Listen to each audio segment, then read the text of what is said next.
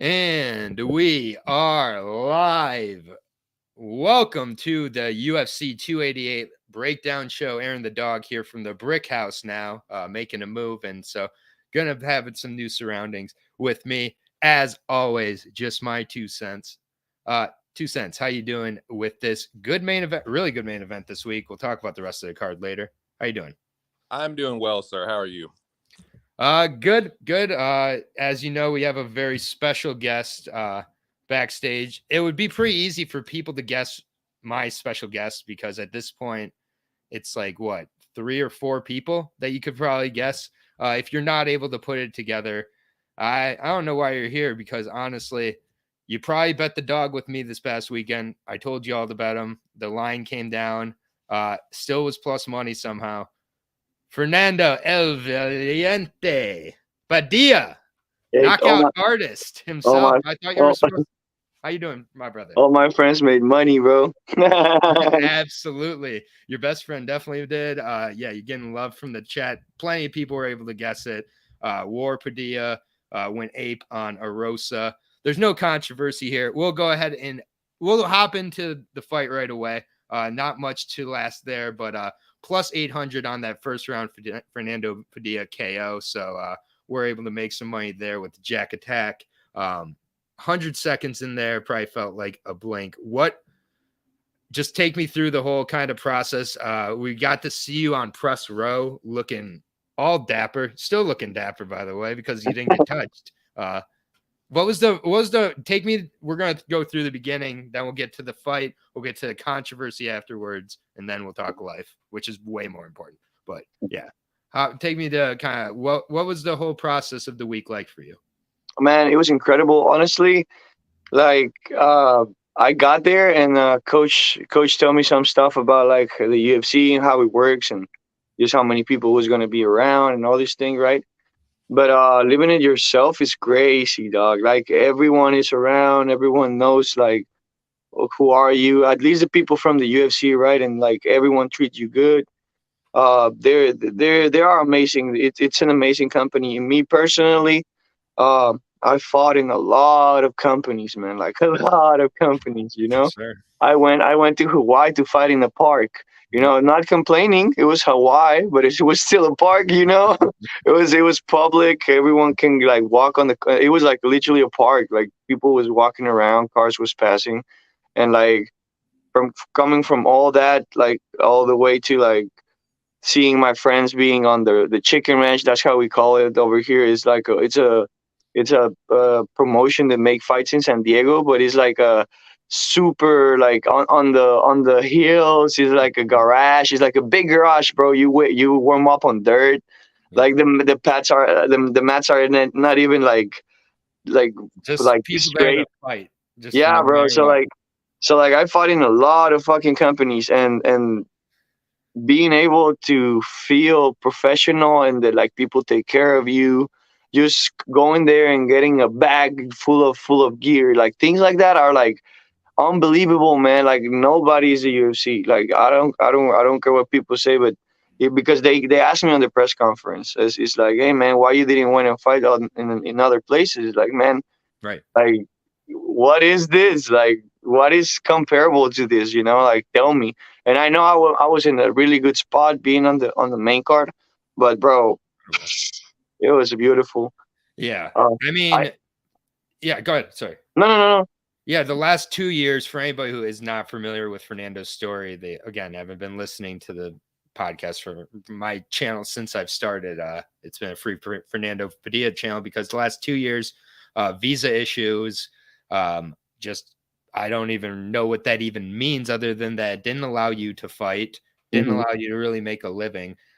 Yet you were continuing to go around train. You kind of mentioned this a little bit, but you were kind of training all over the place the last 2 years, right? I mean, And how did that help you? And like how you think that kept you sharp and ready for this week when it was 2 years off? What did that kind of feel like? And like saying it that is been all over the place is it's a little bit like it's a little bit different. It wasn't all over the place to be honest, but it was a specific. It was a specific. some love for you there, Fernando. Thank you. it was in a specific like gyms, right? Like I started training with Chase Chicos, that I've been mentioning him a lot. Chase Your Dreams, my Yep. strength conditioning coach, and he trains a lot of good guys from Kings. One of them is Giga. You know, it's on like Giga is a top rank dude in my division. So like for a fact, I know that guy knows what he's doing, right? And with Giga, never sparred, never trained like specifically with him. But man, the words, the exchange of conversations that we had when we go to Chase, that guy is incredible, super nice man. Like he knows what to say, he knows how to say it. I spar with Benil Dariush. Man, that was an eye opener for me. Like in a lot of ways, uh, like there is levels for this thing. You know, like he was going at like a decent pace, Mhm. but like he was just so good, so accurate, so precise with the things that he was going to do to me. You know, I feel that sparring personally changed a lot of my mind. And then just going to different, like for example, we have Lisa Maldin. She fought on the Yep. PFL card. Oh yeah. She have a sister, and her sister trained at Millennia, and we've been sharing like mat 3 times already with the guys from Millennia. And it was amazing to have that experience. You know, Terrence Larkin, bro, like bro, that's a UFC veteran. Like, they're Yep. still killing it Yeah. in the fucking, yeah, in Bellator, you know. So Yeah. like the guy sparred with me, and that was another eye opener. He's like, oh, this guy is a big guy, you know. he Yeah. he didn't punk me, and Mhm. I really really respect that, the control that he have. But Mhm. he let me know, hey man, like I'm like 30-40 pounds like bigger than you, bro. Like Right. yeah, he And threw Austin like Monsters talking about somebody who's been there with some of the best. yeah, man, no, like really really good people like that. And then I feel that all that different people training, uh, also really good wrestlers and jiu-jitsu people like in between those. Um, and I feel that all those things, the only thing that made me sure was like, okay, I'm good. Because what I was thinking is like, man, you go every time with your partners. So like I know I know how my partners move. I know how the people at the gym move. I actually sit down and study to make them better too, right? Like not just to beat them up, Yeah. but you get comfortable with those things because you start knowing people. And when you go outside of your comfort zone and start like uh defending shots, defending punches of people that you don't know, that's how I knew, like, okay, I am good now. I Yeah. am good. Like, bro, for me, the highlight of the fight, you guys can say the punches and the precision and all that. I sprawl. I fucking sprawl. And I have 100% takedown defense in the Yes, sir. UFC.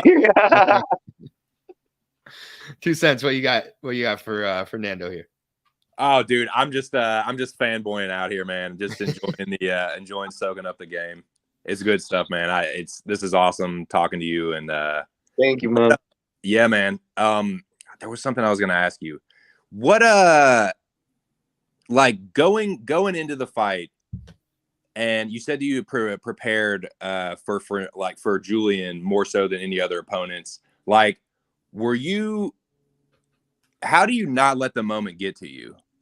Like, I know that's kind of like an obvious question, but like, how do you just like, because it seems like you weren't bothered by shit. Like it just had no problem like adjusting to the big show and all that. Like, how did you do that?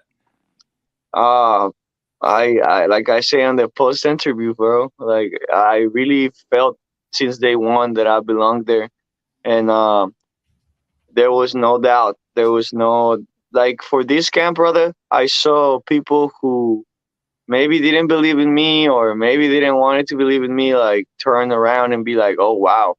And my relationship with Coach Cullen, it wasn't always good. I feel that like I was a kid too, when I first came here. I was 19. Well, not a kid, right? But I was still on that age of like 19's a kid, bro. the 19's first a kid. 19 Sure. years old, the first separation of my, like the big separation of me and my family. Like I started living by myself, different country, different culture. So like a lot of the things didn't make sense for me, and I feel that like I crash a lot with Coach. I compare it to like the relationship that I had with my dad back in Chihuahua. Like he wants something from me, but he was really hard with me, so I was going like against him and like, oh no, and blah blah blah. But with the years, I think we've been like matching a little bit more. I know how he moves, he knows how I move, and his demeanor for this fight, his whole aura, his whole energy, like we were connected, bro. We were really, really well connected. We knew what we wanted. We knew how we wanted. Like his game plan, I follow it like all the way to the dot. And he worked me hard and smart, more than just hard. Like, what surprised me a lot is we worked really, really smart for this fight.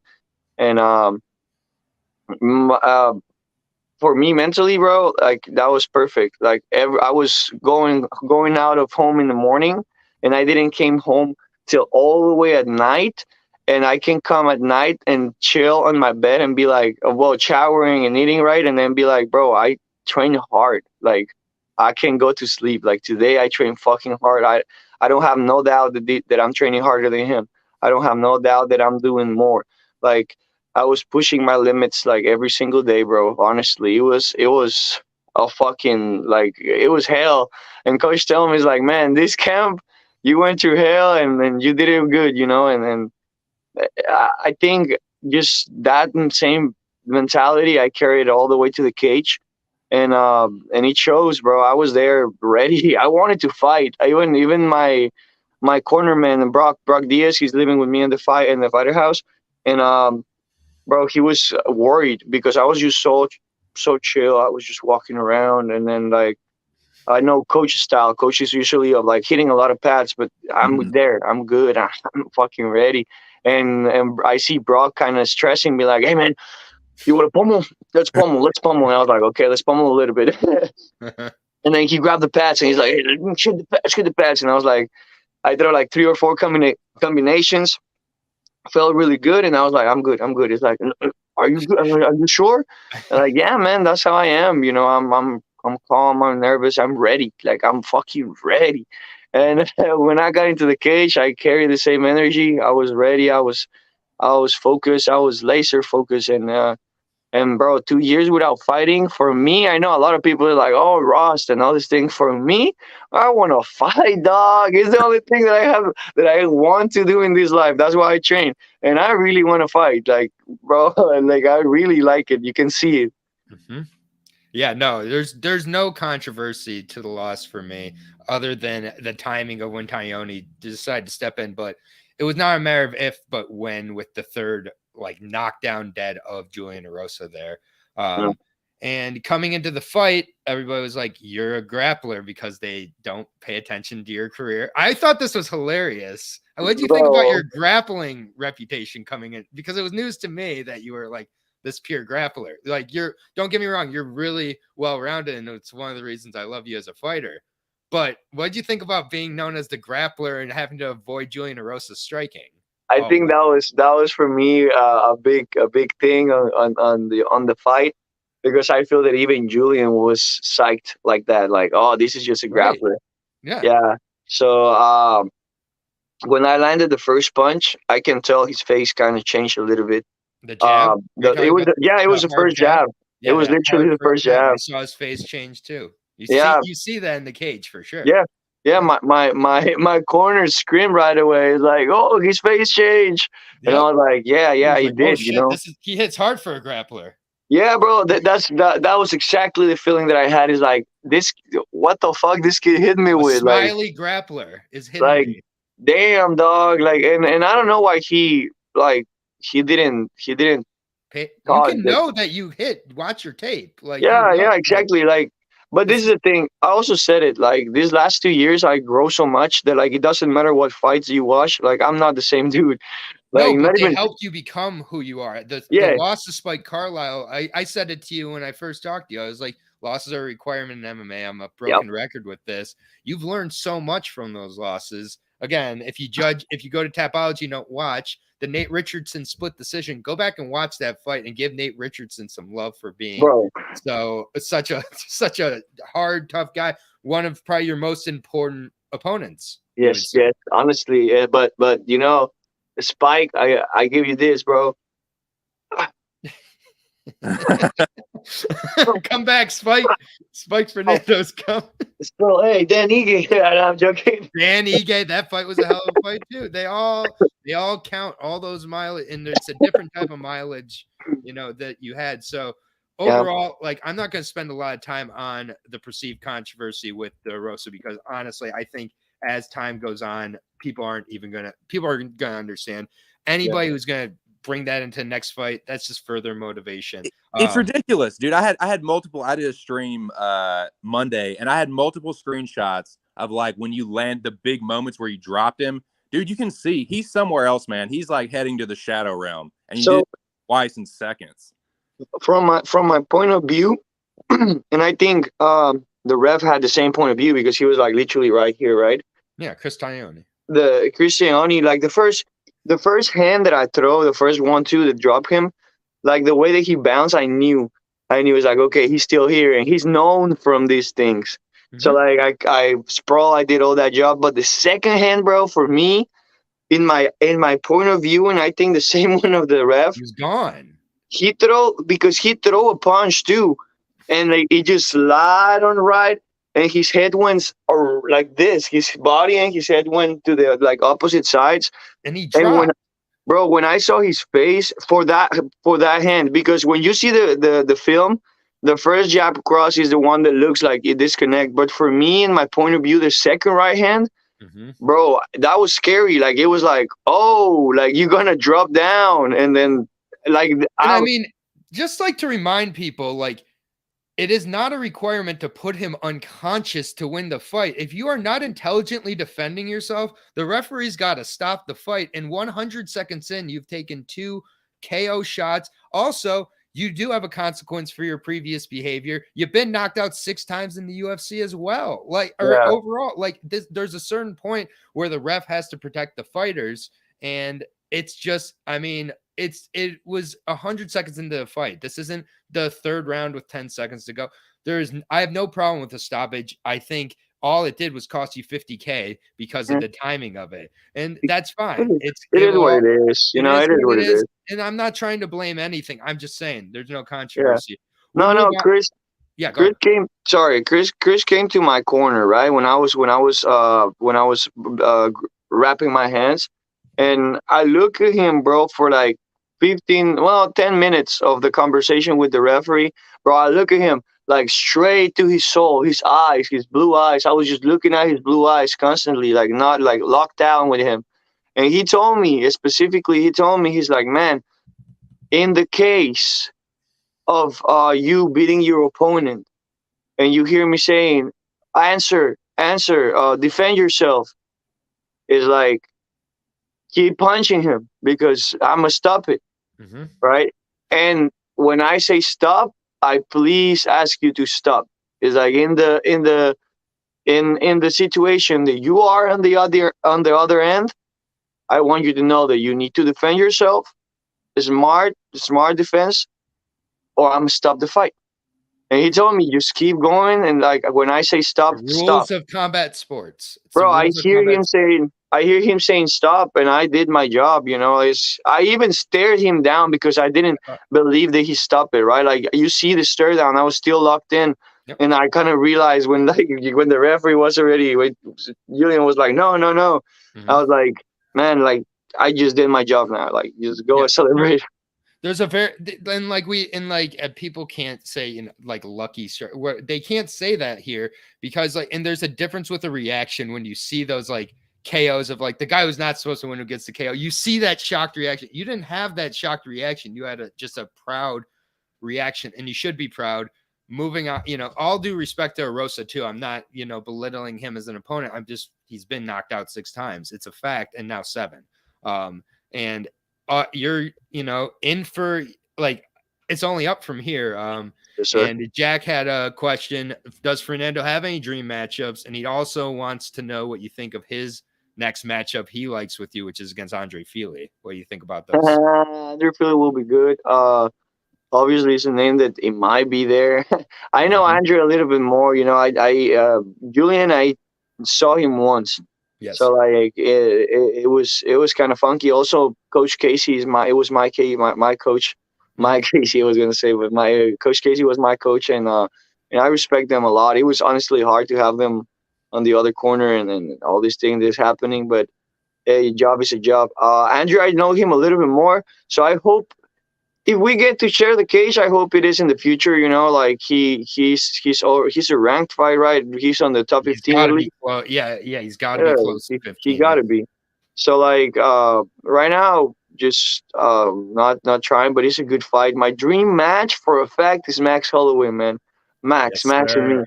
Yeah, that's a dream fight even before I was in the UFC. And because I'm in the UFC, You kind of like look like Max if you squint and don't pay attention. You guys are both, those lengthy featherweights who like just are, known as yeah, one man. thing and becoming more well-rounded through your careers. That's for a fact a fight that I want. And then right now that Edson Barboza is on 45, why not? You know, why not? Oh, yes. Let's get. I'd love to see it. I'd love to see it, so Edson can expect a grappler too and, get Yes, surprised. sir. Yeah, But I will like that fight a lot. Those two are really nice fights right now. Like something that I would like dream matches for a fact because they are on the tops. how So soon yeah, are you looking to get back in? I hope soon. I mean, I'm good. My coach already talked to me. Coach Cullen already talked to me, and he wanted me to like. He's like, let's get back to the board this Friday. We're gonna Okay. go check opponents and go talk to the manager and let's see what he wants to do too. So maybe this Friday I start like checking out what's up with all that and let's see. Not dates yet. Right on. Nothing said yet. Yeah. Yeah, no, I just like I don't even like talking to you about fights. I feel so like, it feels like we've evolved past that, but still, I'm always interested, in that. And I know the people are too. And I mean, the last couple years, man, I'll just, say this again, and I'll let you go. Thank you for the time, first of all, especially after the performance that you put on. And I know like you're on the come down right now from a fight. And so for you to like, still, make the energy to come on and everything with just little old me. Like, I appreciate it, man. Always, brother. Yeah, I appreciate you because free Fernando Padilla, like all these years. Like I said, bro, like I understand something when I knocked out that dude. When the TKO happened, like it's like right now I'm gonna have a lot of friends. But I remember who was there before. Before I know the names. I have a good memory, and I remember the people who was before. Like all the people who can say that they're my friends right now. I get it, but you were there these last 2 years. I feel that one of the only like American like interviewers and podcasters that like actually keep saying my name and recognizing me. So like I have to say thank you to you, dog. You're the man. dude, yeah, you're my boy, man. Seriously, Fernando, I'm so happy for you. You know that. And yeah, you continue to be an inspiration to me. Thank you, man. Seriously, I mean that. Like, I just don't have anything to complain about your perspective with things. You've had this attitude throughout, behind the scenes, in front of the scenes, like everywhere. Like, I mean, if there aren't a lot of real people in this world, anywhere in this world, I really do mean that you are one of the real ones. That's what I tried to do, man. It's me. And if Why we've you always hate it gone or love along. it, We connected from the minute we like, we're real, recognize real. yes, And sir. I'm really happy for you. 2 cents, I can vouch my approval. 2 cents is as real as they come too, because Oh, I man. wouldn't have you on here with anybody. I'd just be like, yo, I need like it. So Yeah. I promise, dog approved on the 2 channel. cents. Dude. Like I'm telling you, and it was an honor to be able to talk to you. And answering all the questions and stuff. And dude, especially after a huge win like that, man. Julian ain't no scrub. Like people know who he is. He was on the tough season with Connor and who was the other guy? Was it Mendez? Mendes and the Connor's friend too, the guy who fought. Yeah, Lobov. Yeah, Artem. Lobo. Yeah, he goes way back. And then but really can't wait, to see what's next from you. But regardless, I'm always going to be talking to you. Like you really are an incredible individual. You deserve all of the Thank success. you, guys. You deserve all the success. Thank you. Shout out to your team. Thank Shout out you. to Colin Oyama. respect to him, serious respect to him. I got a favorite coach simply because he's on team for Fernando Padilla. But I've always dug him, man. I'm ready for him to get his next UFC champion here. He's done it with Carla. It's time to do it with someone a little more exciting. But also, you know, Mexican champs aren't a rarity in the UFC. Just saying. So, looking forward to it, man. Thank you for your support as well, and enjoy your week, man. Congratulations. Thank you, guys. I appreciate you guys. All right. Take care, brother. Thank you, guys. See you later. Peace. All right. Fernando Padilla. I forgot that we were even doing a breakdown today, but thank you. And Zach, I'll ask your question at some point to him. I just didn't feel like throwing, you know, the heartwarming ending to ask him if he was going to be a bantamweight at some point. He's also 6'1", so I'd rather just see him stick at 145. But yeah, 2 cents. He's a real deal. Dude, that was cool. Fuck, man. Thank you for letting me be a part of that. I appreciate it. And thanks again for shout out to him, man. Yeah, I mean, I don't know if you like that's like just I don't do interviews, but that's not even an interview. That was simply a conversation with a guy who's going to be doing big things. So, yeah, what overall this card, it's not the worst, it's not the best. I'm kind of surprised that I'm sorry, Zach, that I had to cut your question there, but you know, like Jesus Christ, only you could find that. Dude, Zach is never gonna let you forget. Like that. Just like unbelievable. It was personal attack at you, man. Like I was like closing it with life shows. I'm gonna be like, so you want to cut an extra 10? Zach, pounds? I actually messaged Aaron in the private chat and told him specifically not to answer you. Oh man, yeah, you're the man, Zhang Li. 5-leg parlay cashed last week, by the way, and it's gonna cash again this week. But yeah. Oh, that's a bitch of a cut. Oh, to 1/3. I get it. I thought he was talking about me cutting his question. I was like, Jesus Christ, dude. Like, I get it. But what up here in the chat as well? What up, sir? Good to see you. Yeah, my bad. Zhang Li, Noah. The Ark and Dome showed out, of course, for the interview because they always show up for the real shit. I appreciate you guys all, of course. And yeah, I appreciate more Fernando. Like, I don't know if you can tell, but I'm a Fernando Padilla fan. And it's pretty easy to do so. And yeah, I'd love to see whoever's next. I'm really pumped. But yeah, let's get to the breakdown. 288, Newark, New Jersey. I might be going, might not. We'll see. I will be getting tickets last second if I do, just because like this is not a card I'm rushing to see live. But yeah, we'll go ahead. We're in here now. Bantamweights, Daniel Santos versus Johnny Munoz Jr. This is an okay fight, I guess. I'm not ready to trust Daniel Santos. Like, it seems like everybody is this week. It's kind of weird to me. I'll be honest. Daniel Santos got dropped. Got rocked. 2-3 times in that first round against John Castaneda. Yeah, I thought Sexy Mexi was going to put him away, honestly. With a head kick, he almost did. Yeah. There, and I get it's on short notice and everything. And John didn't really fight his game all too well. And then the second round, there was that knee that got caught there. Honestly, I think Johnny Munoz Jr. is pretty similar to John Castaneda in a lot of ways, but a little bit better striking usually. I get it. He got dropped and put away by Tony Gravely, but like at the same point, like that was a pretty lucky strike by Tony. It was like that short uppercut that wasn't even extended. He wasn't even looking at him when he hit it. Like, okay. I don't really. Yeah, you didn't even know it hit him. It was like, what? Yeah. What and then Munoz looked really good against Shalinian, who's like, Shalinian's not great, but like Shalinian's really, really tough. And Munoz was shutting him down till the third round, where like, I just think like Shalinian, like that's how Shalinian does. I think Santos gets absolutely fraud checked here. I agree with Noah. I don't think Santos is all that good. I think he's pretty wild. I remember being at his UFC debut a couple fights ago, and I literally told everybody in the crowd, I said, he will spin strike and miss at least 3 times in this first round. And I think it was in the first like minute I cashed that prop bet.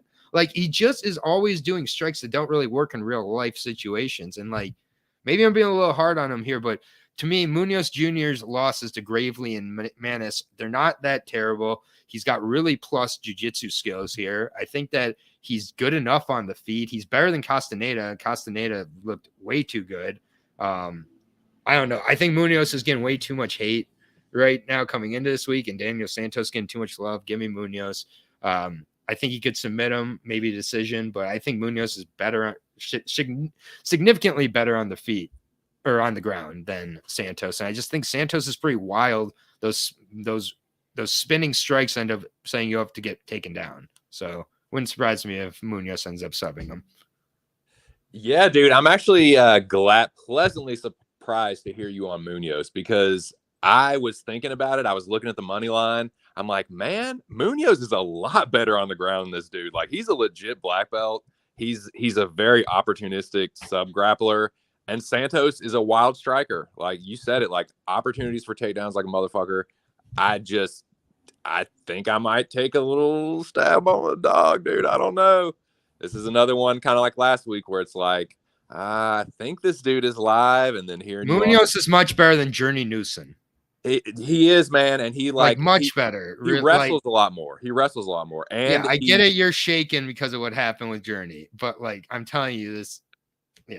No, man, I actually like the dog shot on Munoz. I might end up. I haven't pulled the trigger yet, but I was looking at that line, dude. There was a couple of lines on this card, like some dog spots where I'm just like, this dude, it might be more live than people think. But yeah, I might take a shot on Munoz. Yeah, plus 150. I'm seeing plus 160, nearly minus 200 on Santos. I disagree. That's all I gotta say there. But yeah, we didn't talk about many of these fights ahead of time, so I am surprised to hear we're both on him, but also kind of not. Next fight, woof. This is one of the fights that's keeping me at home. I can't justify going to like any duration of time in a automobile to watch a Claudio Ribeiro fight. Like, pay for it. Can you imagine what an idiot I'd be? Like, he's on a pay-per-view. Why are we doing this? And not only that, against ugly Joseph Holmes. Like, a guy he might be able to, like, if this makes it a second round, it might just be who has a pulse. Like, both guys just drop off a cliff after the first round. Both guys are very limited. Joseph Holmes, not great on the feet. Claudio Ribeiro, not great anywhere, but I guess better on the feet. He's good at throwing closed-eyed hooks that connect on a guy walking forward. Like, to me, I feel like Joseph Holmes just should take him down and submit him, not make this too hard on himself. But even Amadovsky, you know, like, he made that's his only win. So, like, he did that, but like, even in that fight, he kind of had to be given the submission, like seriously given the submission. But yeah, I mean, I'm never betting either one of these guys. Joseph Holmes, simply because he's slightly better at MMA. Claudio Ribeiro, so bad. Dude, god damn it. This is another one where it's like, I'm looking at that Holmes money line. It's staring me in the face. It's like, I thought that I was like I've been pretty good about Joseph Holmes fights for the most part. I did pick Amadovsky to beat him, which was stupid.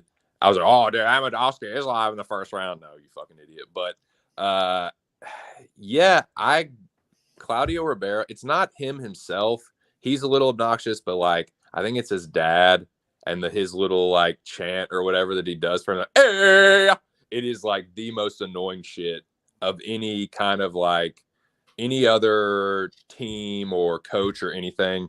So that coupled with Amadovsky's sub was really mean.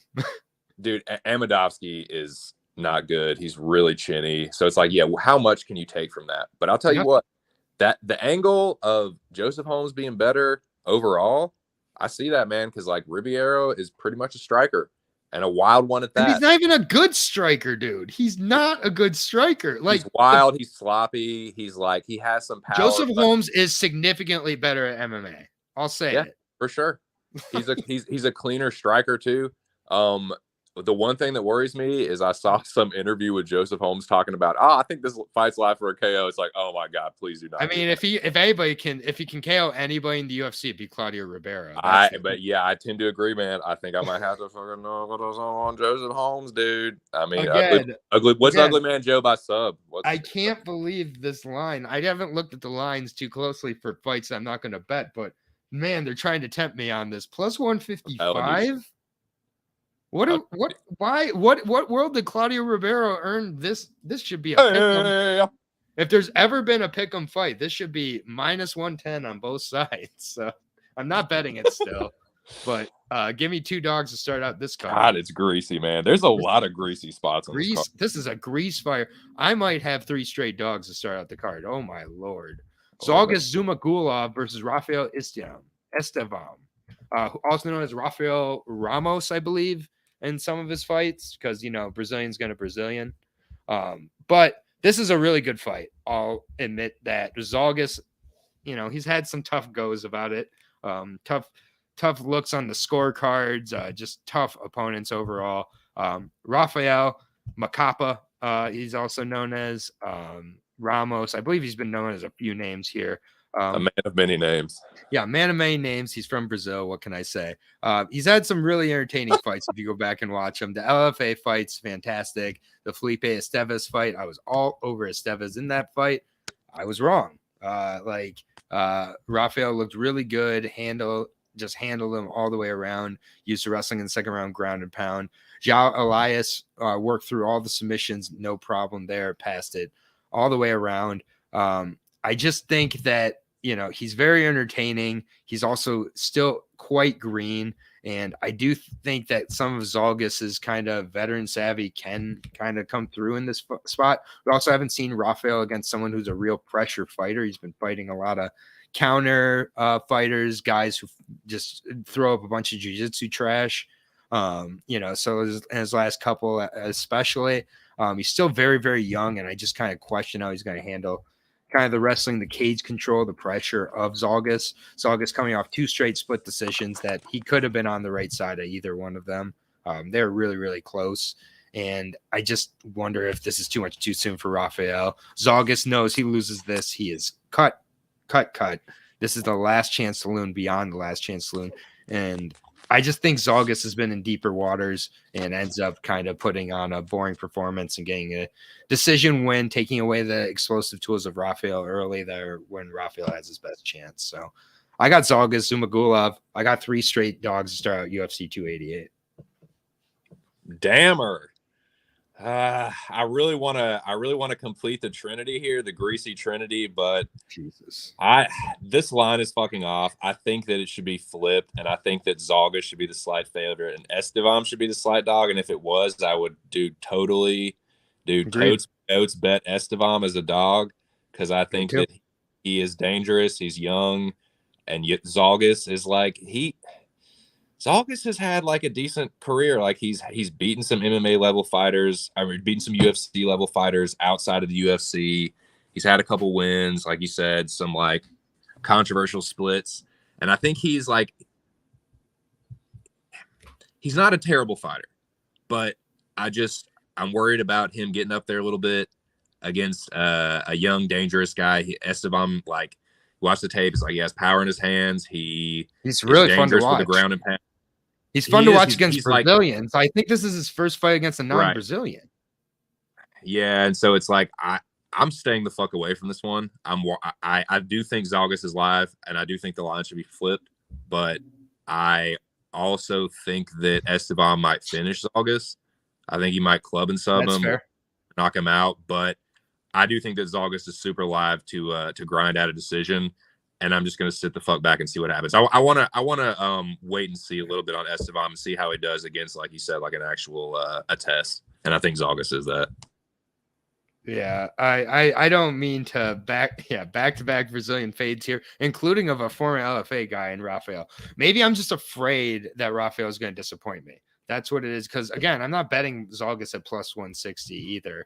I just think that in a very close fight, I want the plus number, especially when it's that high. So if I had to make a bet and pick, it would be Zhalgas by decision. But I'd love to see Rafael come out here and spark him. Yeah, be sick. So, all right. No more Brazilian hate because there's no Brazilians in the next fight. Ikram Alexkurov taking on Phil Hawes. What do you call Phil Hawes? 2 cents? Phil Hawes, a jabroni? Would you say he's a glass cannon? A glass cannon, yes, indeed, absolutely. As glass as they get, this glass cannon, and he might be a jabroni as well. He's 12-4. He's now 34 years old. No Hype is his nickname now. Did you know that? Is it really No Hype? Yes. That might be the worst nickname in the history of. That's not a joke. That's his. Oh my god. Yeah. He's coming off a really tough performance against some scrub named Roman Dolidze. We don't talk about Roman Dolidze on this channel at all because he's irrelevant. But before that, Jack? take that, Jack. Got him. Good, you fucker. Right. And then Darren Wynn, that fight was torture. It lasted forever. It really fully made me accept that Phil Hawes is terrible. And like, there's just no going back. And yes, I get it was a win, but still just not good. The Chris Curtis fight obviously was hilarious. Here's the thing. Ikram Aliskerov, I think he's good enough to expose somebody like Phil Hawes. That's what I'll say. He did what he needed to do against Mario Souza, though, in his debut. And that was after beating Nashon Burrell with Eagle FC, where he couldn't finish Nashon Burrell. And then he took on Miro Djurkovic with Brave CF the year before. So hasn't faced a great level of competition. He like Kimura's a lot of scrubs. He got knocked out pretty clean by Kazamat. That was the last thing that anybody saw him do that was really that relevant. I don't know, man. I'm not running to the window to bet Ali Skirov. I'm not running to the window to bet a lot, but I'll bet Ali Skirov simply because I think he knows what he needs to do in this situation. Just expose the gas tank of Phil Hawes, wrestle him, make him tired. Yeah, God damn it, dude. This is such a weird like early prelims and prelims because so many of these dogs seem live, but they just seem like fucking traps. It just seems like this line of fucking like mouse traps for these dogs have been set up. Like, oh, look at this line. Yeah, wait, I'm trying to catch him.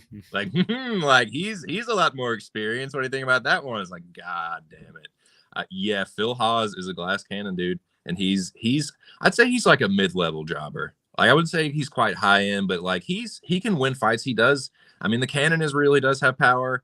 I mean, you want to talk about you said clean knockout. I mean, god damn, dude. He got like if you want to see a dude look crazy after getting knocked out, and it's like it's kind of fucked up because he can't help it, but like, dude, it looks wild. Look, the shot of Ikram after Ratlip sparks him is crazy looking. Like he's doing some like his involuntary muscle movements. So like it's not crazy that Haas could starch him, but I am not like the number is tempting, but I'm staying far the fuck away from this. I think Ikram probably out grapples Haas. He's not the cleverest of cats. I'm seeing people say like Haas should wrestle here. How is he going to? Right. I think that's not a great idea. But I think he needs to try to knock him out in round 1 or die. Brother, he tried grappling. What he gonna do? Yeah, like he can't wrestle for 7.5 minutes, let alone 15.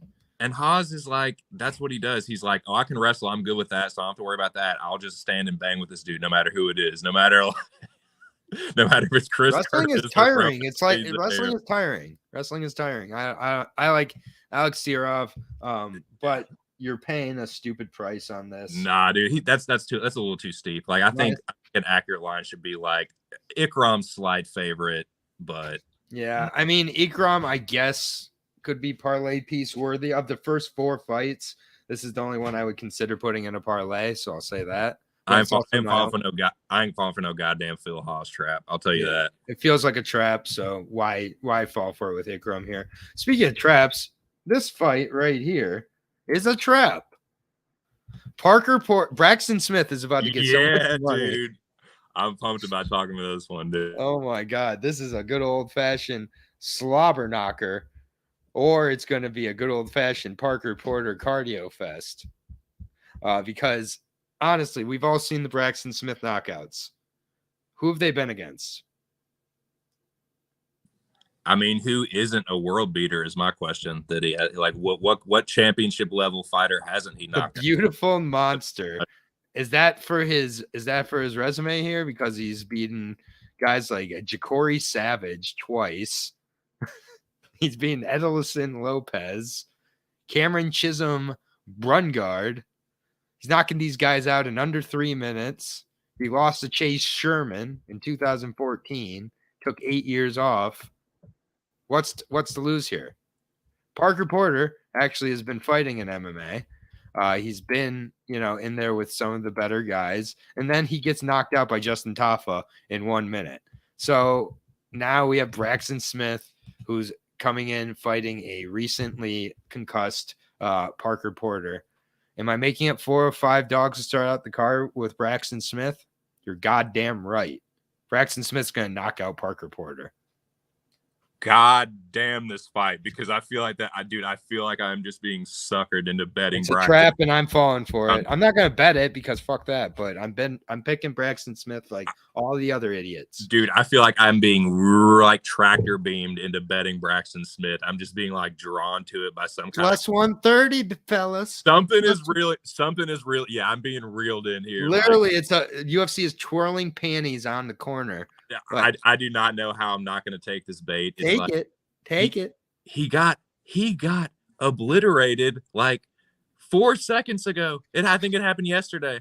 That he got Justin Tafa. He just got brutalized like a matter of months ago, and now he's going against just some like another galoot that could just knock his block off. I think he might. Like, the problem is, like, I only bet with Square Duel, and that line is just going to be butt fucked by the time I even get to it. But if it's still any kind of plus money, yeah, it'll be like Braxton Smith first round KO or something like it. Yep. 4 or 5 dogs on this greasy ass undercard for me. My God, I'm glad I'm not betting all these, but geez, like plus 130. Why is Parker Porter a favorite? This is such an alley fire, dude. I love this. Awful stuff, man. This is just a card where you're either feeling real dumb or real. I feel like the card finally starts here with my girl Marina Rodriguez going up against Berna Jandiroba. I think this is a legit fight. It's nice to see some real MMA that we can talk about here. Marina Rodriguez, very, very battle tested against heavy grapplers coming into this, and I think better heavy grapplers than Verna Jandiroba. So I think Verna looks really good in the first round if she does it all. Otherwise, I really do think Marina keeps good distance with her strikes and everything, puts good pop behind her shots. The Marina KO could be live here as it gets later because Verna really does, take a lot of shots, and I just don't think Marina's a good person to do that against. And Marina sometimes fights grapplers a little too close. It's what cost her against Carla Esparza in a fight she won, but got the short end of. Mackenzie Dern, some other fights like that. Just, I feel like Marina's been ready for this spot. To me, Marina takes this one. Looks like the favorite she is rated at, but honestly, yeah. Like Noah saying, it's kind of weird because going on behind the scenes to go from minus 300 to minus 130. So who knows? I just got to break down what is in front of me as of now. So I like Marina, and I'm going to take the value on the spot here. But yeah, it is deceptively valuable at minus 140. Dude, Marina by decision is plus money. It's like plus 145, plus 150. Not bad. And Marina inside the distance is plus 350. Dude, I'll get this out of the way. I do think if it hits the mat and Verna gets on top, that Marina could be in trouble. Outside of that, dude, if it's on the feet, Vina or Verna, she's going to get her fucking ass beat. Marina is a way better, way more dangerous striker. I think it's Rodriguez. I've sworn off betting women's MMA for like the 10th time now. But yeah, I'm gonna. If I was gonna pick or bet, it would probably be like. I mean, that's a pretty. If you're on the Marina side, that's not a bad money line at all. She's been in there with a ton of girls like Verna as well. You're getting better than minus 150, even if you just play the money line. And if you pick one of those methods, like you're getting plus money. So yeah, I think she's the side outside of getting subbed. What is Jandiroba by Solmish? Jandiroba, I'm just looking for it here. Jandiroba by submission is plus 480. I guess that wouldn't be a bad look if you're on that side. But other than that, dude, she ain't winning no decision, like, because it's not going to be like just her laying and praying on top of 5 rounds. She's going to be Marina's going to fight off takedowns, get to the like in the clinch. She's going to get fucked up. Like Marina's going to rip her apart. So yeah, give me Rodriguez. Yeah, the one thing about Marina is she's 36 now. So at strawweight particularly, that definitely is getting to, kind of the tail end of things. She's older than Verna, believe it or not. So Yeah, maybe. I think it's a good fight, though. I think it's a high quality fight. I'm interested to see what happens for the winner because they're definitely going to be up there. Yeah, dude, they're both solid. Yep. Now back down to the freak show because Chaos Williams is fighting some dude from Peru. Because honestly, when I watch Rolando Bedoya's tape, I was like, this is just some dude from Peru. He's fine, but not particularly quick. I wouldn't say particularly hits hard. He's tough, stays in there, mixes it up with the fighters he's fought. But I mean, overall, 14-1 here coming in out of Lima, Peru. He is 5'11". That's, I feel, generous. I'm not sure he's even that tall.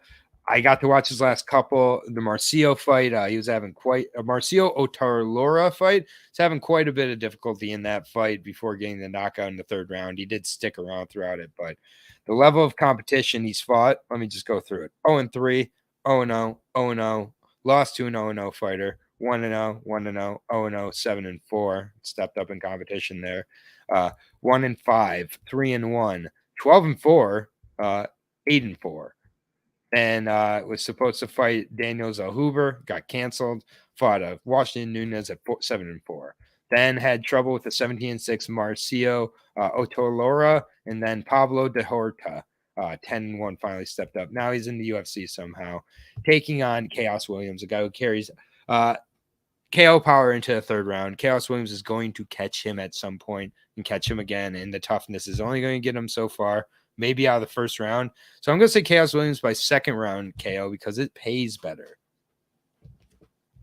Yeah, for sure. I mean, this is another one where I'm just like, God damn it. Why am I betting with such a square website? Because by the time I get to this shit, like the KO it's just going to be fucked off. So yeah, I watched, for Bedoya, I watched the Mauricio Adalora fight and the Pablo Dorta fight. And yeah, Adalora is like almost 40. And he fucked him up pretty badly. And I'm like, dude, if that's Chaos, it's over. And then, like, in the Pablo Dorta fight, he's standing in front of him. It's not like he's like a terrible striker. Like, he looks like he has decent Muay Thai and boxing as far as offensively. He uses a lot of weapons, and he, like, you know what I'm saying? He uses all his tools. But what I really don't like, and what I think is going to get him slumped, is the fact that he constantly switches stances and stays squared up right in front of his opponent. And I watched him in that Dorta fight try and roll with some of those punches. And I'm like, dude, this guy is tiny compared to Chaos. If he's trying to do that with Williams, thinking that him doing some bullshit like, oh, I'm going to roll with this punch. Nah, he's going to get blitzkrieg. Guarantee this guy's next fight is at lightweight. Yeah, I think I'm going to be looking for Williams KO first round if it's not completely obliterated, but it might be scorched earth by the time I get to it. But that's what we'll look at. Yeah, I mean, this is a Zhongli approved favorite here because I'm putting Chaos at -300 in the parlay. I don't care. How did he get this fight? Like, is it just these Peruvian and they're like trying to? I guess they were impressed by Claudio Puelles versus Dan Hooker. You know, you would think if they're trying to build up a prospect, like he's got a pretty nice shiny record. It's like, why would you just obliterate it, have him getting like destroyed by Chaos? Yeah, I mean, I think it's more to make Chaos look good because they kind of needed, him to stick around. Right. It's a weird fight. 29 years old, Chaos gets the KO, probably round one. So we're moving on +300 or plus -300 on Chaos, which I think is still too cheap, frankly. +250 on Rolando. So good luck if you're betting Rolando. Next fight up, this one, I'll be honest with you, I've been pretty back and forth on, and I kind of feel like I'm maybe being paranoid here, but Devin Clark taking on Kennedy Njoku. This is I just think a tricky fight for me because I was not impressed with Kennedy that much, especially the first round against Jan Kutalaba. I get it. After the first round, Jan is very, very, hittable, and he kind of showed it. What I did like Kennedy is him showing those knees. I think those could be really, really useful in a fight like this against Devin. I think Devin, if he has trouble getting the entries for the takedowns, is just kind of a walking dead man on the feet. Even though Devin kind of has some decent leg kicks and whatnot, I feel like Kennedy is just, he's doing what you want to see out of a guy who gets to the UFC too early and makes some mistakes. Is he's starting to get better and improve, and like all of a sudden in the Jan Cutelaba fight, they're like, oh, avoid the wrestling and the grappling of Kennedy, or not the Jan fight. The which fight was it? The Kennedy fight before that. Roberson. Yeah, the Roberson fight. Yeah, all of a sudden, which obviously it's Carl Roberson and Jan Cutelaba is his last two, but with the Roberson fight, all of a sudden they're like, oh man, I don't wrestle with Kennedy and Juku. That was his first takedown ever. He still doesn't have a submission, but looked very, very competent on the ground. I'll give him that. And I think like he's getting much better, and on the feet, he's got that kind of crazy power when he's at his distance. Like he hits you with those long telephone poles.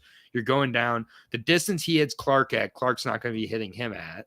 And if Clark can't sustain 15 minutes of wrestling, it's hard for me to imagine how he wins this, but I could see him doing 15 minutes of wrestling. Like I really could. I think Kennedy has trouble sometimes establishing his distance. Like he allowed Roberson in on him. He allowed Jan in on him. And I don't think that was by design. I feel like Devin Clark getting in on those spots could be more effective. Devin Clark's been in there with everybody at this point. I don't know, man. I've really thought about going with Devin. I've been back and forth on this one. Right now I'm on Kennedy. I'm very unsure. I don't blame you for taking pause when you look at this. Like Devin Clark does have a lot of experience. Is like, he's not like really terrible at anything, but he doesn't really like I guess if you want to say wrestling, and I'd say he's wrestling and pressure. And like he doesn't have terrible boxing. He doesn't have like, I wouldn't say he's pillow fisted, but he's not like some KO artist. He's not like a crazy sub threat. He's just kind of, for a while, he's just known for being tough and well rounded or whatever. I agree with what you said about Kennedy making improvements. I have like been wrong a couple times about Kennedy, but I've also like, for the most part, been okay at predicting hit like that. Like the Da Un Jung loss is kind of a bad look. That's not aging the best, but how much can you take from wins over Roberson and Cutelaba? But I don't think like Devin Clark. I think in this fight, I just don't like the stylistic matchup with Kennedy's length. And he is a fighter like on the feet. When he does get it going, he's kind of like a fucking snowball rolling downhill. And I think he probably knocks Devin Clark out. Like I think Devin keeps it like tough and gritty, and pushes him against the cage and maybe even gets a takedown or so. But I think once Kennedy starts getting into the flow of the fight and starts putting it on Devin, I don't think he's gonna be able to withstand it. Like Devin is someone, he gets his face busted up all the time. He gets his teeth fucked up. Like he's just someone, when the going gets tough, it's not like he is a tough guy, but it's starting to get to where it's like he doesn't really want to be there. Like when it's like he's been knocked out 3 times, I think he's gonna be number 4. And I did throw Kennedy in a parlay. Yeah, no, I'm still back and forth. I really like, it's just like when I really picture, like if someone was like Dwight Clark won a decision, I'd be like, like it just, and I just feel like everybody's kind of buried Kennedy. I'm kind of tempted for the over 2.5 or fight goes the distance, honestly. That's not, I just don't, I don't think it's going to be a good fight. I kind of agree with Jack here. Official prediction, the fight will be horrible, aka bet the decision. Like that's how I feel. Right. I mean, he like went to the decision with Minifield and Daquan Townsend. Although I do think Kennedy is better than them. Like it's, and he does have like the. I mean, was Devin Clark not buried in his last fight against Da Un Young too? Did everybody not bury him last fight? He was a plus 200 underdog last fight. Right, and that's the thing. I think some people are looking at it like, if you look at MMA math, like Kennedy got slept by Da Un Jung, and now badly. But the other thing is like, I don't know, man. Da Un Jung, like Devin Clark's not sleeping Kennedy. Yeah, Devin that's Clark's not throwing 5 elbows in a row and putting him to sleep. right, and that's after Jung got slept by Jacoby, and he just The Jung fight is kind of an impossible guy to figure out too. So no shit, man. yeah, I think Clark's probably too small. Also, is another thing with Kennedy. Like, what, like 2-3 guys in the UFC have a longer reach. He's just enormous. So I guess I'm on Kennedy here, but like again, Devin winning this just doesn't shock me even a little bit. No, yeah, I guess that's fair. So all right, moving on to, I think this is the featured prelim, 155, Drew Dober, whatever you want to call him, against Matt Frevola, Steamroller Frevola. Good fight here. Clash of styles, I think. Needless to say, if Frevola's smart, if Frevola tries to stand and trade with Dober for a long period of time, Dober's going to get his 4th straight KO, in my opinion. I just can't unsee some of the Frevola striking and chin issues. But when Frevola train wrestles, puts his cage pressure on, and just fights his fight, he's really, really tough to beat. And I think that Dober still has the same holes in his game that he's always had in his game. And I think if Matt doesn't give him the opportunity to get off his striking enough, I think Matt can slip that decision. Give me the dog again. It's like, what, my 5th dog on the undercard, I think.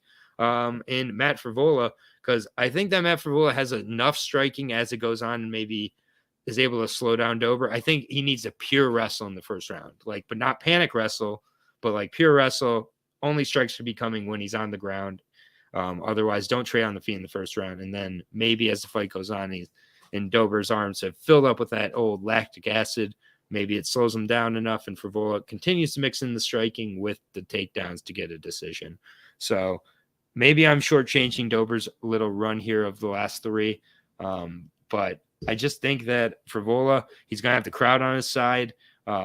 He has shown to be a pretty intelligent fighter for the most part in his fights, besides, the obvious Polo Reyes issues aside, and a few other times. But like, for the most part, I just think that the man who looks like Indiana Jones shows the improvements from, his mistakes, and puts this one to rest with the wrestling and the grappling.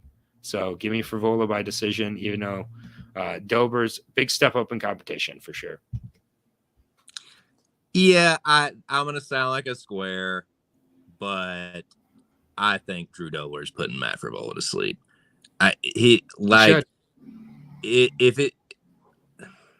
Yes, in theory, if Matt Frevola wrestles, Drew Dober is not a man that's known for his takedown defense or his like defensive grappling, which is the same thing. That's the Department of Redundancy department. But yeah, on the feet, he's getting slept, and he might be feeling himself like he was feeling himself against Azaitar and Valdez, and he was like, "Nah, I'm just gonna stand and bang with these dudes." That he cannot fight that way against Dober if he wants to win. And yeah, I don't know, man. I get the Frevola side. Jack's right.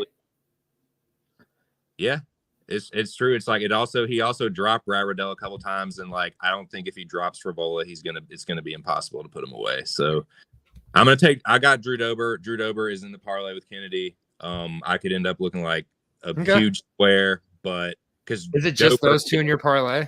No, 3-legger. Oh, okay. Well, it's a 3-legger. God, that's a greasy. Ugh. You like that? 2 minus 225. You like that, dude? God, No. I felt disgusting doing it, but it's just like, no, it's a knee jerk, like instinctive. My gut tells me that Drew Dober's going to sleep him, so that's why. Yeah, I just went with it. But yeah, I feel like Frevola could. Let me see here with Mr. Dober. He's been submitted how many times in his career? He's been submitted 4 times now in his career, and including by Open Marcier by a rear naked choke. I feel like the rear naked choke could be quite live here. He's been submitted in 3 of his last 4 losses. Frevola is going to be hunting that submission, I think, too. So yeah, I like Frevola more in this, and this is of the dogs that I've been touting, one of the dogs I am considering betting. So probably the closest I'm considering is Frevola. I feel like the number is starting to really force me to highly consider it. Plus 180, minus 225 on Dober. I don't think Dover is that good, but we'll see. Main card time. I had to double check that the main card started with these two because these two are Crone Gracie taking on Charles Jourdain. I don't really have a ton of things to say about this matchup. I trust Charles Jourdain as far as I can throw him, so it's not very far. I just feel like, he got submitted by Arosa late, but that was like an exhaustion sub more than technique wise. I just feel like for Crone Gracie, if he's not on the ground, he's dying on the feet. He's getting absolutely ripped up and destroyed on the feet. Like, I just feel like Charles Jourdain is so much better at MMA. He's faced a much better level of competition. He's got to know the floor is lava here. How does Crone get it to the floor? I just feel like Charles should knock him out. Maybe he goes to decision because he's a little tentative, but I think he gets the knockout round 2. I'll say I like Charles Jourdain. I think this line is way off. If I was putting a parlay together right now by the name of Zhang Li, it would include Charles Jourdain because I think Charles Jourdain's better everywhere except the submission grappling. Wrestling-wise better, striking-wise better, better experience. Actually still is fighting MMA. Like, to me, I just think Crone Gracie is wolf tickets, if I'm being honest. My thoughts on this fight are pass in capital letters. I want nothing to do with this. It's too sketchy. Like, Charles, you said, like, trusting Charles Jourdain, that's like not the easiest thing to do. And on the Crone Gracie side, it's like I was looking at that like, oh man, maybe Crone is like a sneaky like sub play or something. But it's like I don't like the fact that he's 34 now and he took off 4 years, like not because of some injury or couldn't get fights. He's just like, nah, I just want to train. I just want to teach jiu-jitsu. It's like, what? Right. Like you're in your, like, these are like the last few years of your prime, dude. And now you're coming back against a guy that's a way better striker.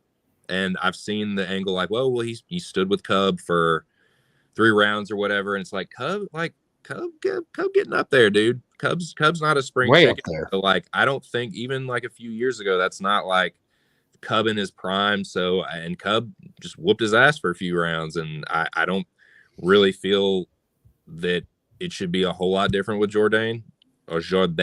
But I just want nothing to do with it because Charles Jourdain, I could see him just like, he has a black belt, but he might get comfortable with that and like get careless and like maybe Crone does some Imanari roll, grabs the leg, fit to sweep to the back and rear naked chokes him. I could see Charles Jourdain lose it. Like Charles Jourdain, like he is not a trustworthy fighter and not someone that I want to lay chalk on, but I'm just going to pass. I could see him winning that. I could definitely see Jourdain knocking him out because Crone Gracie striking sucks, but he'll have a very dangerous jiu-jitsu.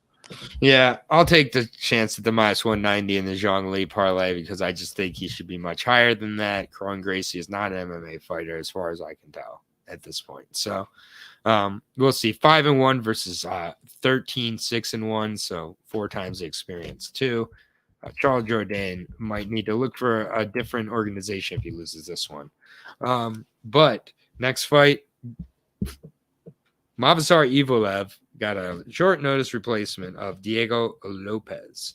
I like Diego Lopez, honestly. Fine. He deserves to be in the UFC, maybe. He's coming off of a win against a 40-year-old with an eye tattoo.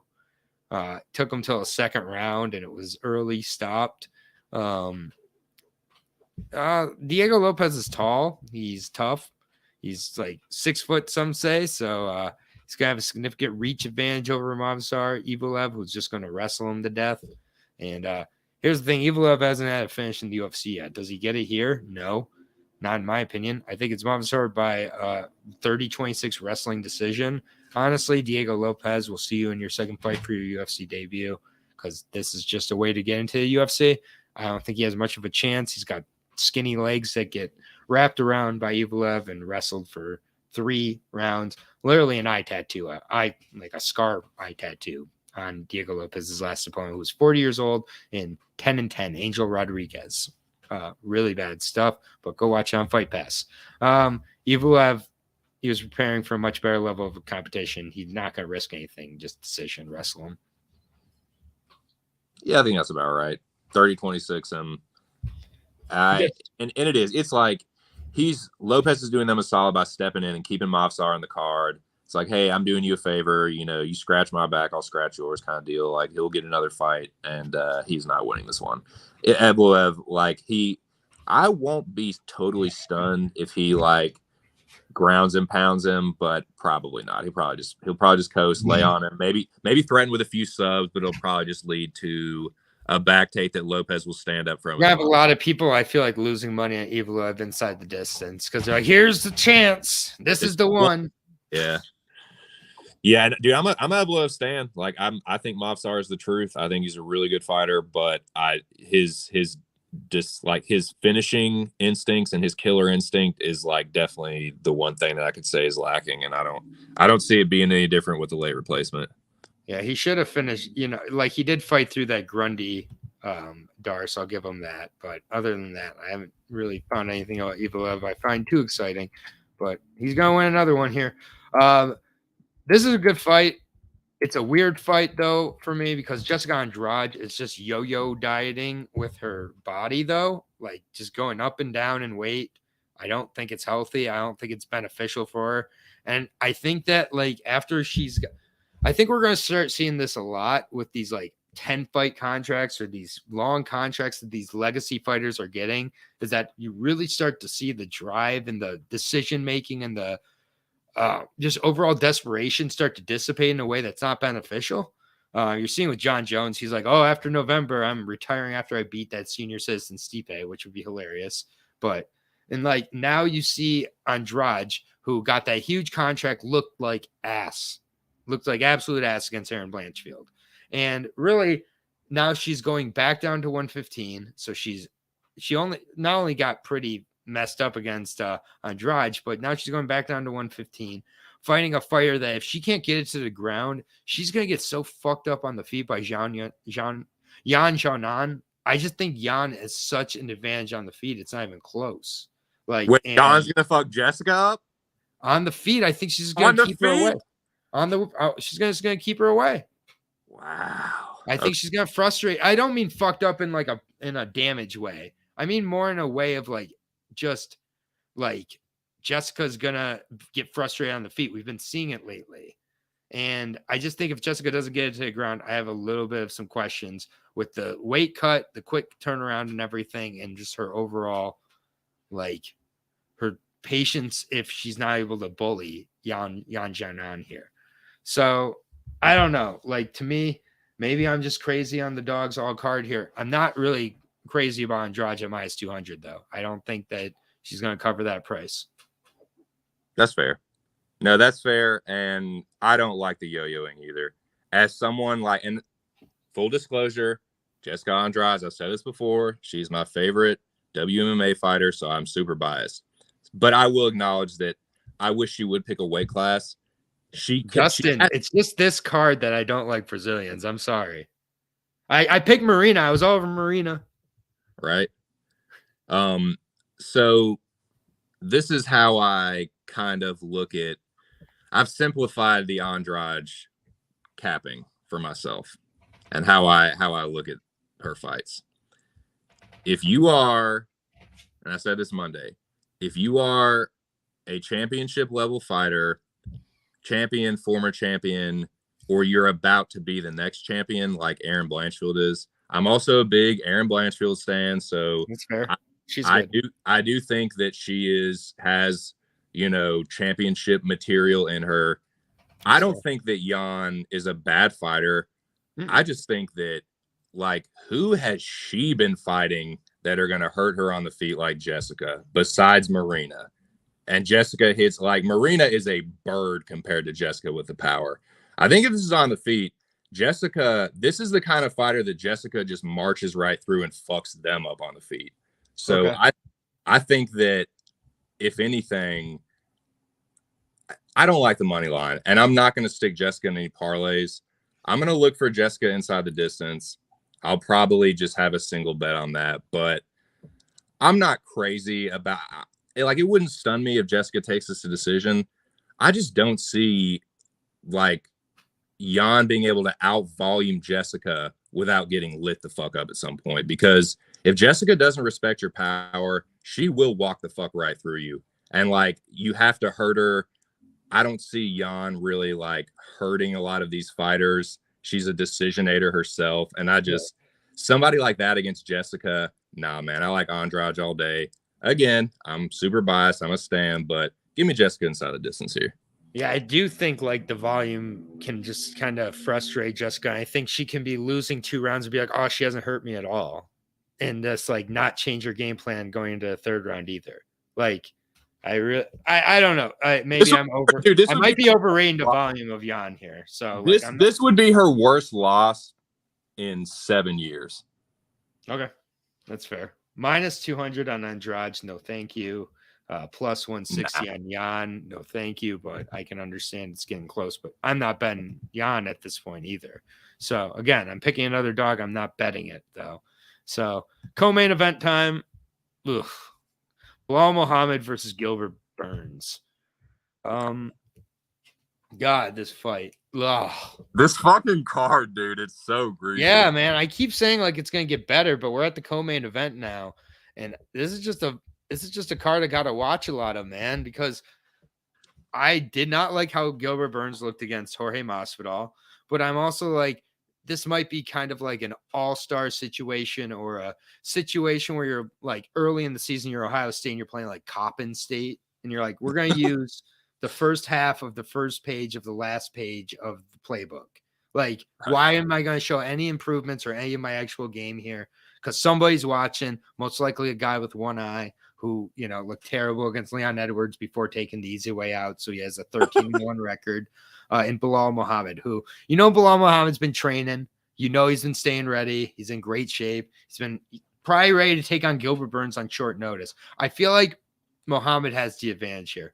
I just do. I think Muhammad's known for a while that this is could be a very likely spot and a likely, you know, situation with Gilbert Burns. And I just think Bilal puts together a absolutely boring Bilal Muhammad performance.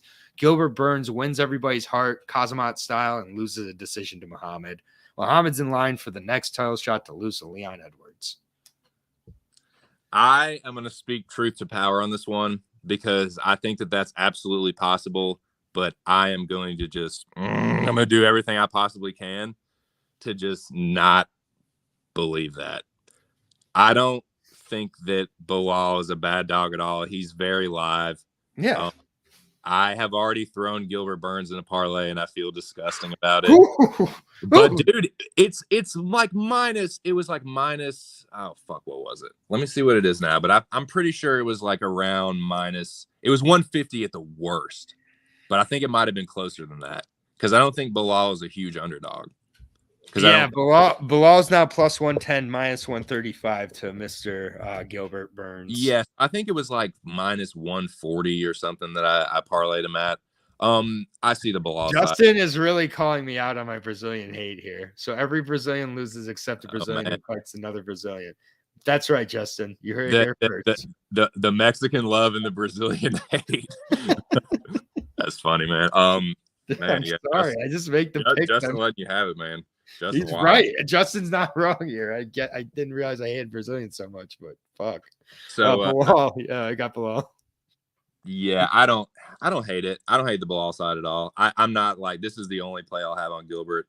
But on the feet, you look at Bilal does have an impressive win streak going, and it's against good fighters. Like he has Wonder Boy on there. He got the revenge against Luque. I don't know, man. I just feel like Gilbert is pretty dangerous on the feet still. Like I feel like Bilal's not. You think he was just pulling Coppin State, Ohio State against Jorge Masvidal? Yeah, I don't know, man. I just that was a weird one. I just don't think that the way that Bilal beats these guys, I don't think he's gonna be able to beat Gilbert like that. Like I feel like this is gonna be two grapplers that are standing. I could be wrong. Like Bilal could grind it out, and everyone hates it, including myself. But I think it's more likely that Gilbert clips him and hurts him. It's not like Bilal. He's been on a nice little streak. It's crazy. He's what, 1, 2, 3, 4.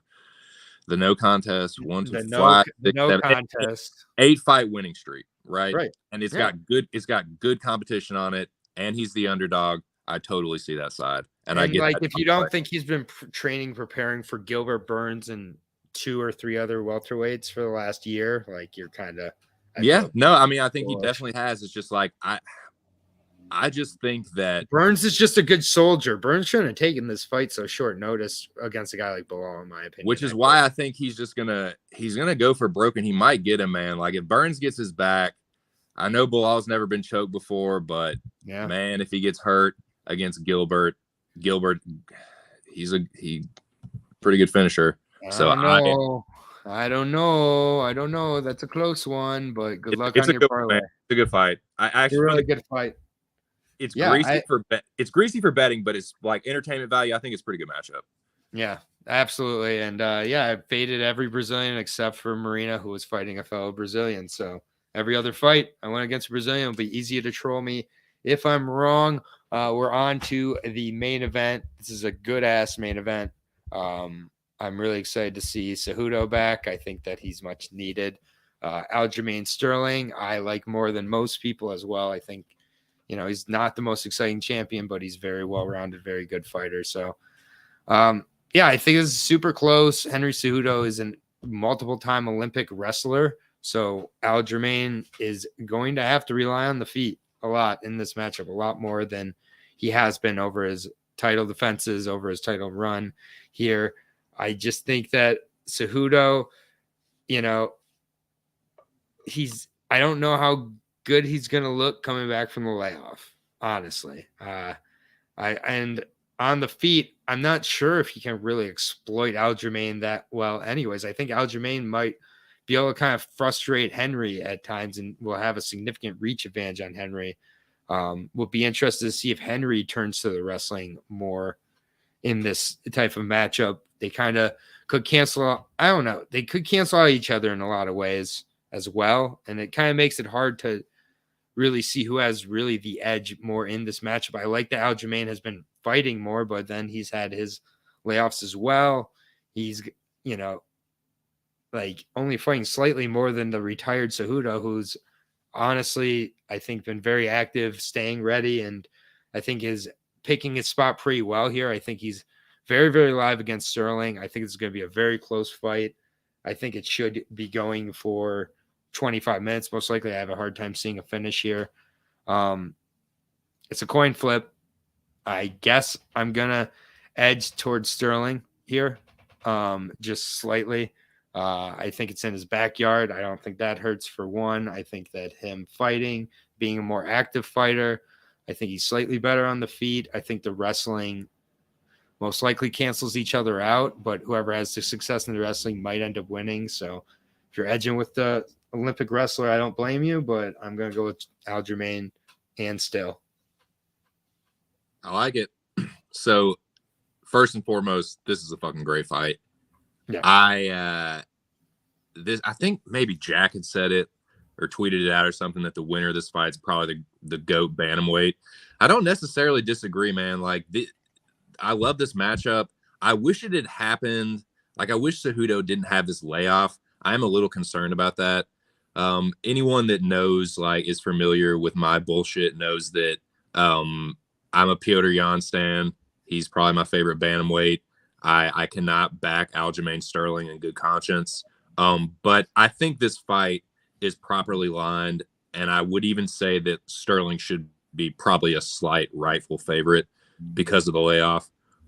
Skill for skill, it really is interesting. And I agree with your assessment.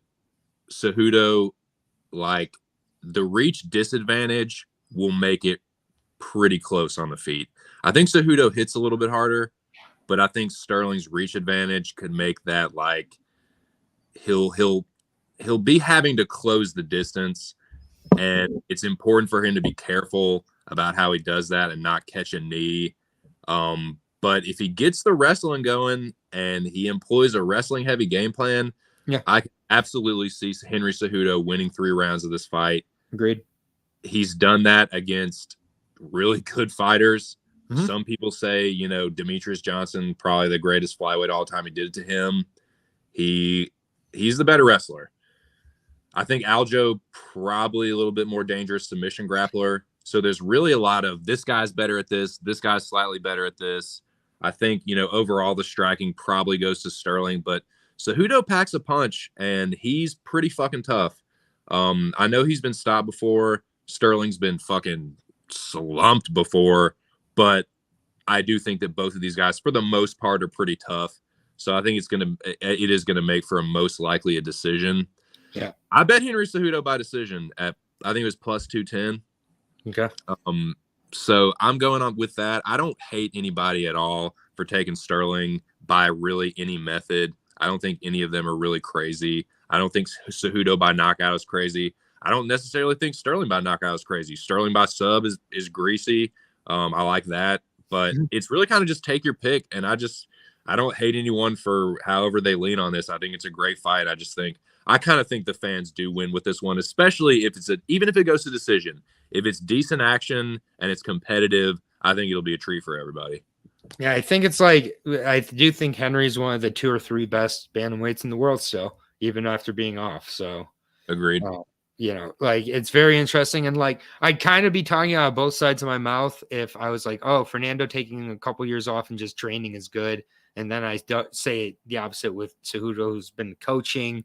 He's clearly never gotten out of shape either. Like he's been in the public eye. He's got a kid now. That's always an interesting kind of, you know, angle. So I'll be interested. I like Sterling fighting in his backyard, man. I think, again, I like that for both him and for Vola. Those are the guys I know are Jersey rep. I'm not sure about the rest of the card, but yeah, dude, it's interesting too. I'm glad you brought that up. So I want to ask you, what do you feel? Who do you feel the narrative benefits in this fight? Oh, I think they run with it either way. I think they're totally fine. If Aljamain wins, Cejudo's got such legendary status that they can work with that. And if Cejudo wins, they're in heaven. They're in heaven. They can just run with that, have Cejudo go up to 145, vacate to 135, make some new guys. I think it's a great fight. I agree with Jack here. Really quick, overall, this card is greasy as hell. The Zhongli parlay, I just added it up, and I'll go over it right now as well. But Zhongli parlay is only at plus 700, boys. So I always like to get to plus, 4 figures, but honestly, yeah, I couldn't do it here. So I'm starting it off. Some greasy prelims to add to it. Ikram Aliskerov is in there. I just had to get him in there, but not crazy about it. Marina Rodriguez, Kaylin Chaos Williams, Candy Njoku, and Charles Jourdain ending that parlay at plus 700. So Brazilian hate parlay, as you know, I did get included Brazilian in the Zhongli parlay though, so don't hate on me. But honestly, this is a greasy card. I'm not betting it too heavily. I don't mind the Cejudo decision play at all. I think the Sterling decision play probably is about the same. So either side really makes sense, but yeah, it's an okay card. It's not the worst. I don't think it's a pay-per-view worthy card. I do hold my pay-per-views to an even higher standard. And yeah, I don't know about that, but what do you think overall in the card? 2 cents. Yeah, overall it's super greasy. I hope these are fun fights. For some reason, I'm feeling like a lot of KO props are live, but I'm just worried about falling into traps. So I'm gonna pick and choose. All I have right now is a pretty square 3-legger. It's Kennedy, Drew Dober, and Burns at plus 279, and Henry Cejudo by points at plus 210. I'm probably gonna add a couple more to that slate, and I'll be back Friday for the weigh-in show. I got shit to figure out. I'll probably, if it's a ceremonial weigh-in, I might just do another like pregame for that, but I'll let y'all know. But dude, of course, Jack's saying the most disgusting things. This might wind up being my heaviest betting weekend of the year to date. I don't think he's trolling. I think he's being totally serious. It's so gross. And then Jimmy saying still recovering from last week. Yeah, it was an incredible week, Jimmy. Zach gave it a B-. That's generous grading. C+ for me. Yeah, guys. But shout out to Fernando Padilla, needless to say. I mean, the realest in the game, honestly. Just really appreciate him making the time. I've never seen him so low energy. It's just funny to see like the kind of down after like such a high like that, but really excited to see what comes back from him. But yeah, realest in the game. Fernando Padilla channel, or fuck off for real. And Jack is not vaguely trolling. He's 30 units deep right now. That's Jack. It's 1-800-GAMBLER. 1-800-GAMBLER. That's about par for the course. That's a Jackie boy slate there. That's just terrible, Kenny. But yeah, appreciate you 2 cents. Appreciate everybody in the chat.